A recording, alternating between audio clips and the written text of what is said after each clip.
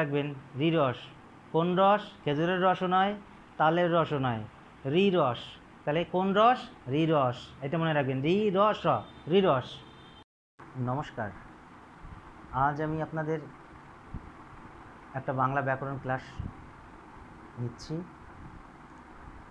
এখানে শেখানোর চেষ্টা করব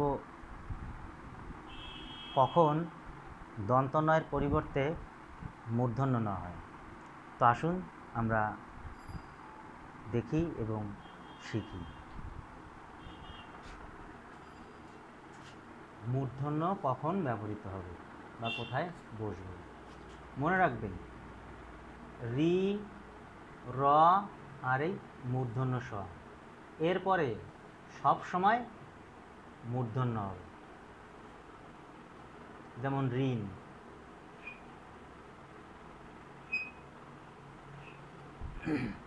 রণ, বিশেষণ, এই বানানে আমরা সবসময় মূর্ধন্য ব্যবহার করি। এবার এই রিটাকে বা এই রটাকে আপনারা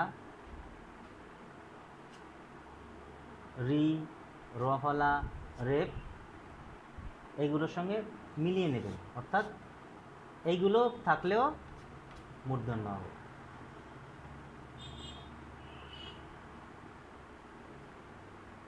যেখানে থেকে আমাদের এই রি, র, স থাকবে শব্দের, তারপরে যদি স্বরবর্ণ, সবগুলো স্বরবর্ণ যদি থাকে, অ, আ, রস্বই, এই দীর্ঘই, সবগুলো যদিও থাকে, তারপরেও মূর্ধন্য হবে। এইটা থাকার পরে মনে করুন একটা বর্ণ আছে অ, তারপরে কি হয়? তারপরে মূর্ধন্য হবে। এবার এরপরেও যদি ক বর্গ থাকে, আমি উদাহরণ দিয়ে পরে ঠিকঠাক মতো বোঝানোর চেষ্টা করব। ক বর্গ থাকে, ক বর্গে কি কি আছে? ক, খ, গ, ঘ, ঙ। ক বর্গ যদি থাকে, প, ফ, ব, ভ, ম, তারপরে যদি অন্তর্জ, ব, হ, অনুস্বর, অন্তস্থ, এইগুলো থাকে, মনে করুন এই বর্ণর পরে এই সবগুলো বর্ণ আছে, তারপরেও গিয়ে মূর্ধন্য হবে। বুঝতে পারেননি? দেখুন আমি একটু উদাহরণ দিচ্ছি, আমি আগে থেকেই লিখে রেখেছি। এখানে আছে কি? র, এই যে র, রর পরে আছে আ, রর পরে আ, এই যে স্বরবর্ণের আ। তার ম আছে, দেখুন প, ফ, ব, ভ, ম, প বর্গের ম, প বর্গের যে কোনো একটা, একটা কেন সবগুলো থাকলেও। তারপর আবার দেখুন আ আছে, এই যে অন্তস্থ আছে। তারপরে কি বলেছি? তারপরে মূর্ধন্য হয়। তারপরে একটা লিখেছি কয় রি, কয় রি বলেছি। রি এর পরে দেখুন প আছে, এই যে প, ফ, ব, ভ, ম, প বর্গে ম আছে। রি এর পরে প, প আছে, তাই জন্য কি হলো? এখানে গিয়ে মূর্ধন্য হলো। তারপরে দেখুন পুরাণ, পুরাণ বানানে যেখান থেকে থাকবে সেইখান থেকে ধরতে হবে। প্রথমে শব্দের প্রথমেই থাকতে হবে তেমন নয়, শব্দের মাঝেও থাকতে পারে, অর্থাৎ এই তিনটে বর্ণ যে জায়গা থেকে থাকবে তারপরে মাঝে আছে, এটা মাঝের থেকে হতে পারে। তাহলে র, তারপরে আ আছে, র, তারপর স্বরবর্ণের আ আছে, তারপরে কি হবে? মূর্ধন্য হবে। খুব সহজ জিনিস।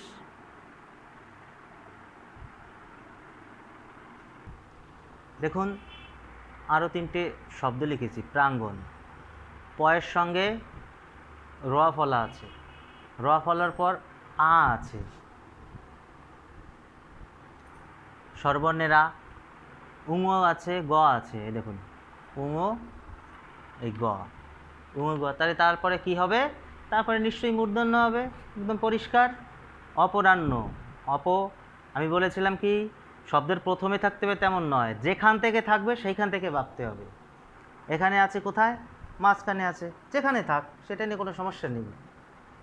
র আছে, রি রসের র, আকার আছে, হ আছে, দেখুন হ, এই যে হ লিখেছি। হওয়ার পরে তাহলে কি হয়? মূর্ধন্য হয়। মনে রাখবেন, হয় এইটা হচ্ছে দন্তন্য, আর হয় এইটা হচ্ছে মূর্ধন্য। এইবার কি? এবার দক্ষিণ বানান। কয়ে মূর্ধন্য স হচ্ছে ক্ষিয়, তাহলে এর পরে কোন হবে? এটা একবারেই আছে, মাঝখানে কোনো বর্ণ নেই। রি র স, মূর্ধন্য স্বর পরে মূর্ধন্য হবে।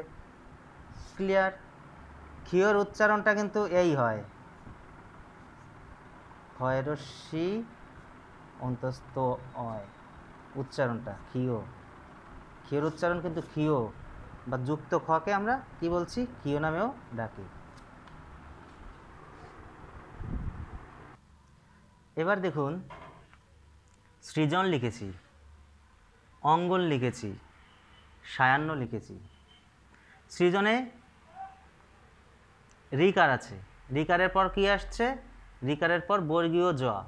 এখানে দেখুন বর্গীয় জ নেই, বর্গীয় যখনই নেই এই কটার মধ্যে, তাই জন্য এখানে দন্তন্য হবে। প্রাঙ্গণে আমরা মূর্ধন্য লিখেছিলাম, রফলা আছে, আকার আছে, উময় গ আছে, তাই জন্য মূর্ধন্য আছে। কিন্তু এখানে অঙ্গনে সেরকম কোনো নিয়ম নেই, তাই জন্য দন্তন্য। সায়ান্ন, সায়ান্নতে এখানে রি রসের কিছু নেই, সেই জন্য দন্তন্য হয়েছে। কিন্তু পূর্বান্নতে মূর্ধন্য হবে, পূর্ব যোগ অন্ন। এই রেফের পরে আ আছে, আয়ের পরে দেখুন হ আছে এই যে নিয়মে, তাই জন্য হয়ের পরে কি হবে? মূর্ধন্য হবে। এবার একটু ব্যতিক্রম কিছু একটু দেখাই। ব্যতিক্রম লিখেছি, দেখুন আমি কি বলেছিলাম? র এর পরে আ থাকলে মূর্ধন্য হয়, রেপের নিচে মূর্ধন্য হয়, র এর পরে মূর্ধন্য হয়, কিন্তু এখানে সবগুলো দন্তন্য হয়েছে। কেন দন্তন্য হলো? আমি এতক্ষণ যে নিয়মটা দেখিয়েছি সেই নিয়মটা একান্তই সংস্কৃত বা তদ্ভব শব্দের ক্ষেত্রে এই নিয়মটা প্রযোজ্য। বাংলা, ইংরেজি বা বিদেশি কোনো শব্দের ক্ষেত্রে এই নিয়ম প্রযোজ্য নয়, একেবারেই নয়। তাই জন্য এখানে কোরআন বিদেশি শব্দ, তাই দন্তন্য হয়েছে। নত্যবিধান এখানে, নত্যবিধি এখানে মানবে না, নত্যবিধি এখানে মানবে না, নত্যবিধি এখানে মানবে না।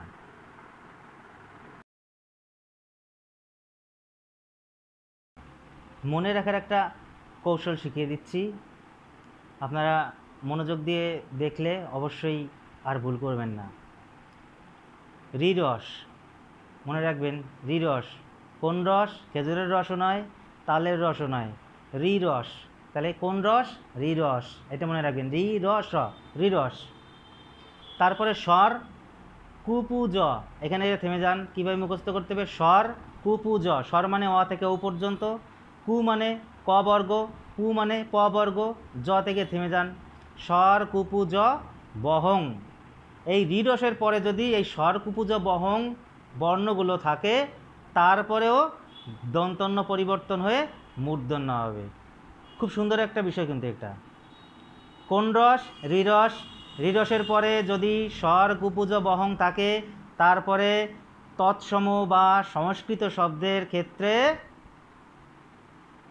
মূর্ধন্য হবে, অন্য কোনো বিদেশি বা বাংলা শব্দের ক্ষেত্রে নয়, একমাত্র সংস্কৃত শব্দের ক্ষেত্রে এই নিয়ম। যেমন আমি লিখেছিলাম কোরআন, কোরআনটা কি?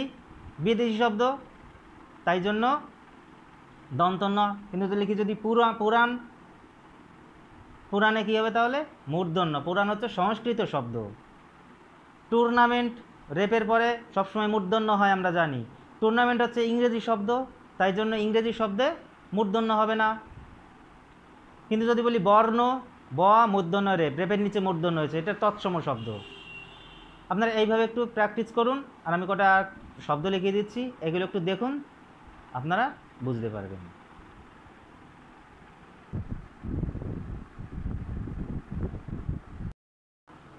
দেখুন, অরুণ, রয়ের রস্যু আছে, মূর্ধন্য হয়েছে, ঘ্রাণে র ফলা দিয়ে মূর্ধন্য, রেপের পরে মূর্ধন্য, মূর্ধন্যস্বর পরে মূর্ধন্য, কৃপণ রি, তারপরে প আছে তাই জন্য মূর্ধন্য হয়েছে, অপরাহ্ন রর পরে আ আছে, হ আছে তাই মূর্ধন্য, রমণীতে রর পরে ম আছে তাই জন্যে মূর্ধন্য, পরাহ্ন পর র আছে, আ আছে, হ আছে, ন হবে, মূর্ধন্য হবে।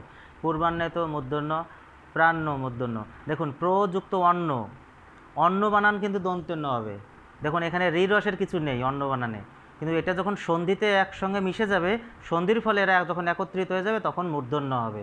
এই ক্ষেত্রেও তাই, পরযুক্ত অন্ন, পূর্বযুক্ত অন্ন, অন্ন বানানে এই অন্ন হবে, পরাহ্নতে এই অন্ন হবে, কিন্তু যখন একসঙ্গে লিখব তখন মূর্ধন্য হবে।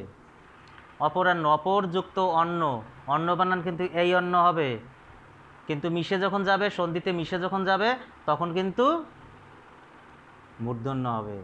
এইগুলো সব সংস্কৃত শব্দ, তাই জন্যে এই নত্যবিধানটা এখানে প্রযোজ্য। এবার দেখুন এইখানে হচ্ছে সবগুলোতে আমি দন্তন্য লিখেছি। কোরআন বিদেশি শব্দ, টুর্নামেন্ট বিদেশি শব্দ, রর পরে মূর্ধন্য হলো না এই জন্যে, রেপের নিচে মূর্ধন্য হলো না, বিদেশি শব্দ তাই। ঝর্ণা, ঝড় ধাতু থেকে এসছে, বাংলা শব্দ, সেই জন্য দন্তন্যই হয়েছে। রানী, রাজ্ঞী থেকে এসছে রানী, এটা এই জন্য বাংলা শব্দ হয়ে গেছে, তাই রানী বানানে দীর্ঘিকারও হবে না, মূর্ধন্য হবে না, রর পরে দন্তন্য হবে। ইরান একটা দেশের নাম, তাই জন্য দন্তন্য। ফার্নিচার বিদেশি শব্দ, তাই দন্তন্য হয়েছে। হর্ন বিদেশি শব্দ, তাই দন্তন্য হয়েছে। এইগুলো সব দন্তন্য হবে, এইগুলো সব মূর্ধন্য হবে। ধন্যবাদ। যদি কারো কিছু বুঝতে অসুবিধা হয় কমেন্টস করে জানাবেন, আপনাদের সঠিক নির্দেশ বা সঠিক বানানটা আমি জানানোর চেষ্টা করব। ভালো থাকবেন। বাংলা ব্যাকরণ চর্চা এগিয়ে যাক, শুদ্ধ বাংলা লিখি। নমস্কার।